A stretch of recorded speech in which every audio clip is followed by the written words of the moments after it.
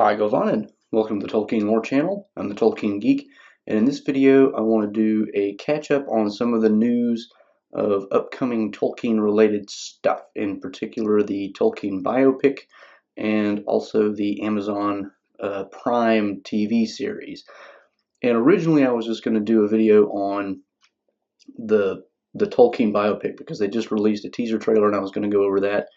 But my top patron on Patreon, Ego Voice, who's the only one so far who's pledged enough to earn the right to pick a topic, wanted the Amazon Prime. And there has been a little bit of information leaked, so I'll go ahead and cover both in one place, since I seem to cover both every time I do one of these videos anyway.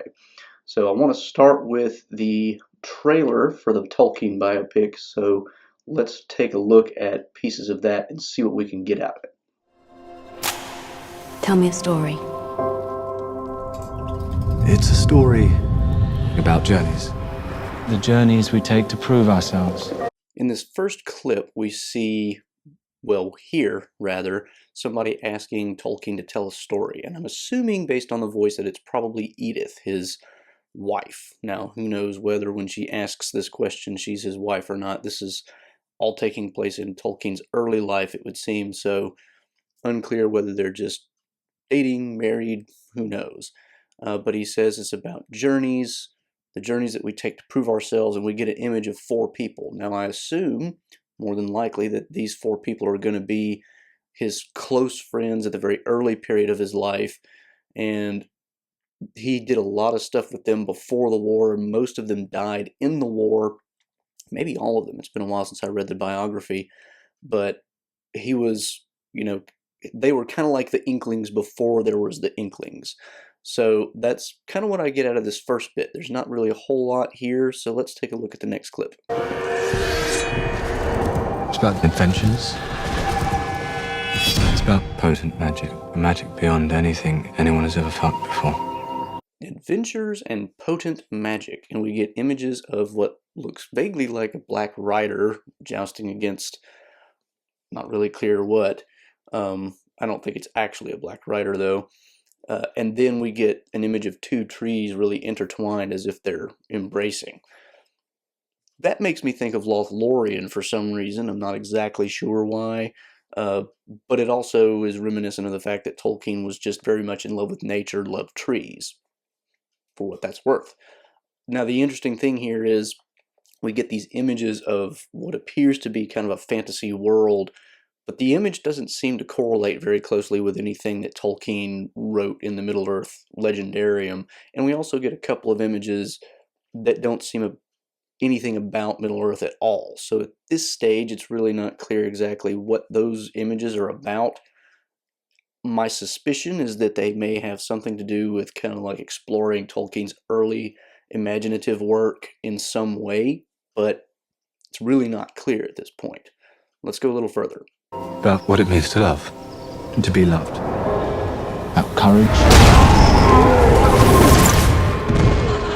It's about fellowship.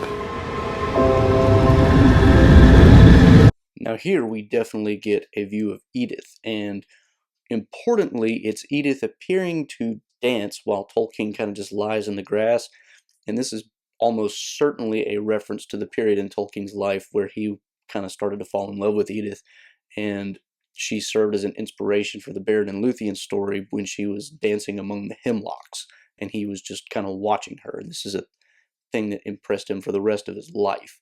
We get another image of him apparently in his college days with the same friends that I'm assuming were the ones that we saw earlier, and we get a lot of images of him fighting in World War I. And quite appropriately, he looks rather despondent.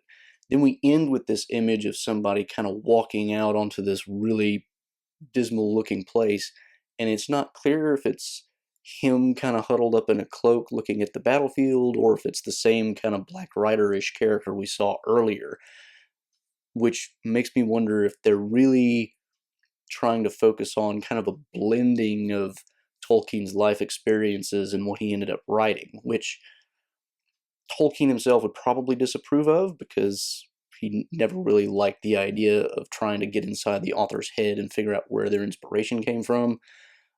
But at the same time, it's hard to deny that a lot of Tolkien's imaginative work was profoundly influenced by his own life. So, I mean, it's a teaser trailer. There's not much to it. You can't really glean a whole lot of detail. It's very montagey. You don't get a whole lot of anything at extended length. So it's not really clear what they're going for. But I think there are reasons both to hope and to worry at this point. So they may go a little bit too far into the realm of, well, let's look at Tolkien's life and see how that applies to everything he wrote. Bad idea. But if they go, well, let's look at Tolkien's life and just kind of hint at some of the ideas that end up influencing him, but not really just make it all about Tolkien's life equals Middle-earth, then I think it might work. Question is which way are they going to go? So anyway, that's my take on the Tolkien teaser trailer at this point. Now let's move on to the Amazon Prime TV series. Those of you who have really kept your eyes open on social media and follow all things Tolkien may have noticed that on Facebook and on Twitter, 2 accounts have popped up, which apparently are actual legitimate official accounts for the Amazon Prime TV series. On Facebook, it's Lord of the Rings on Prime. On Twitter, it's LOTR on Prime. So they haven't done much yet. The 2 more substantive things they've done beyond just kind of starting the account, the first tweet they put out was a quote by Tolkien from one of his letters, I don't know exactly which one, where he basically says, "I very wisely started with a map." The idea being he starts with a map, which makes it easier then to kind of get an idea of how to keep track of a journey, right? So then the second tweet, they post out a link to a page on Amazon.com where you can actually view a map of Middle-earth, and you can actually kind of zoom in, pan around it, and this sort of thing. So this is really the only new information we've gotten in a while as far as where this series is going. And it's somewhat suggestive, and the main reason I say that, and I should mention too, with the map came a quote, 3 rings for the Elven Kings under the sky.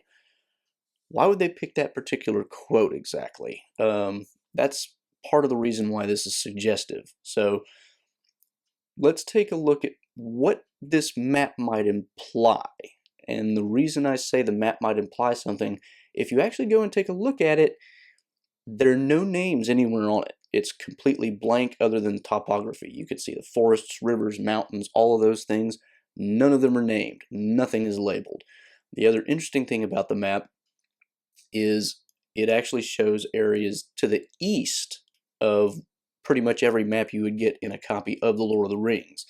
Normally, the eastern opening of Mordor is the last thing you see, but here we get some stuff beyond that, and there is a mountain range and some forests beyond that in this map, which is interesting because, to my knowledge, there are only 2 sets of people that we really know of from Tolkien's Legendarium that ever went that far east other than Sauron himself.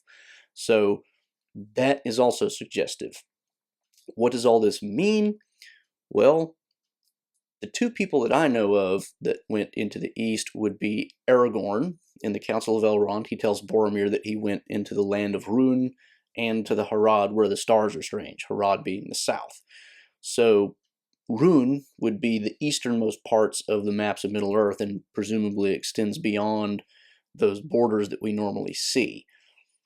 In Appendix A, we get a little bit of extra information on that. After he serves the Steward of Gondor before Denethor, he ends up leaving kind of unexpectedly, disappears, and it says that that's when he goes into the east and the south. So it's kind of his younger period of life after he does some great deeds in Gondor, and this kind of would fit into the idea that a lot of people have speculated about, that the series is going to at least partially cover the younger days of Aragorn before the events that we see in The Lord of the Rings. And he does do a lot of stuff.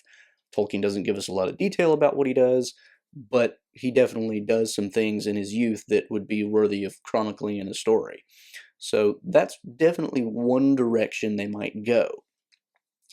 Going back to the idea of the wizards, interestingly enough, the two wizards that we never meet, the blue wizards, which you really only learn much about in the Unfinished Tales, but which Saruman does kind of obliquely reference in a conversation with Gandalf, they are the ones who go to the east, and it's not really clear what they do there.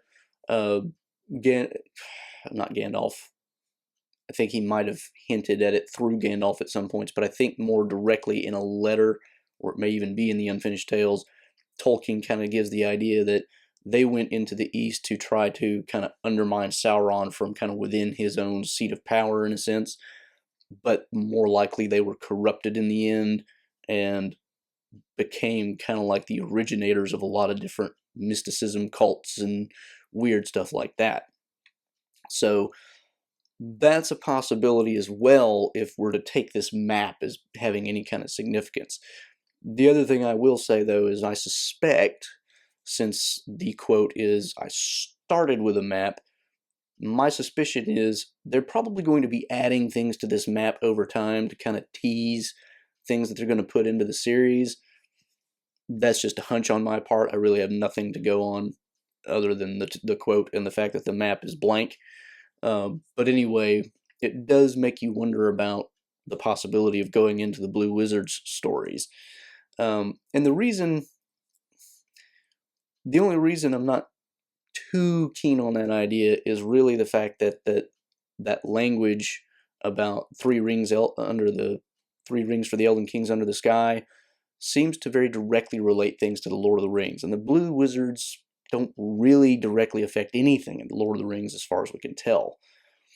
But speaking of that quote, if 3 rings under the Elven for the Elven Kings under the sky is giving us an idea of what this map might be about, might it be talking about the creation of the rings in the Second Age?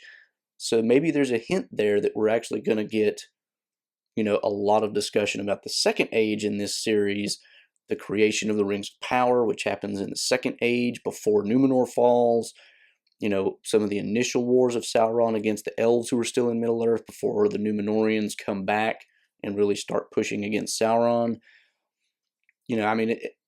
That quote could just be a reference to the fact that it's still kind of all about the Lord of the Rings in some form or fashion, but even that lends itself a little bit to going back to that earlier period of the Second Age.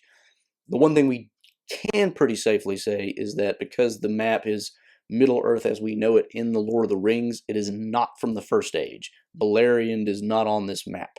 So it's not going to have anything to do with the First Age as far as we can tell. But those are kind of the only 3 things that I can guess that they might be going into with this 2 little tiny pieces of information that they've leaked out. The idea of Aragorn, because he went into the east, the idea of the Blue Wizards, since they went into the east, and potentially going back into the Second Age and exploring the creation of the Rings of Power and that sort of thing. Now, they've already committed to multiple seasons, so it could be that they do, each season does a different thing, and they could end up doing all 3 of these. There's really no way to know at this point. All we have at this stage is really small hints. But based on the hints we have so far, these are the 3 things that I think are most likely. And I would say of those, the idea of going into the Blue Wizards is probably the least likely. I mean, there's really almost no information on the Blue Wizards. If they did try to cover that, it would be almost entirely creative license. For Aragorn, it would be a lot of creative license, but there's at least some groundwork to work from. And even from the Rings of Power, there's a lot of Unfinished Tales material, and even in the appendices and just stuff we get kind of secondhand in the Lord of the Rings that we can get some groundwork for that too. So those are my thoughts for now, and if more information comes out, then I will definitely update this. So those are my thoughts on what little information we have that's new on the Tolkien biopic in the Amazon Prime Lord of the Rings series. Not a whole lot new to go on, but definitely looking interesting. It's going to be interesting to see where the biopic goes, how it handles that interweaving of fantasy with Tolkien's actual life. And as far as the Amazon Prime series, I'm going to be paying careful attention to that new account on Facebook, and you should too. See what comes up, see if they put anything onto that map over time, see if they post anything new. So anyway, that's my updates for now. Hope you enjoyed that. If you did, please give me a thumbs up, share the video around to others who might be interested in this information. And if you would like to subscribe, you can do that here. You can find some of my previous videos here. And if you'd like to support the channel, you can do that on my Patreon page, which I'll link to below. And you can also follow me on Twitter at JRRTLore. Until the next time, I'm the Tolkien Geek signing out for the Tolkien Lore channel. Namarie.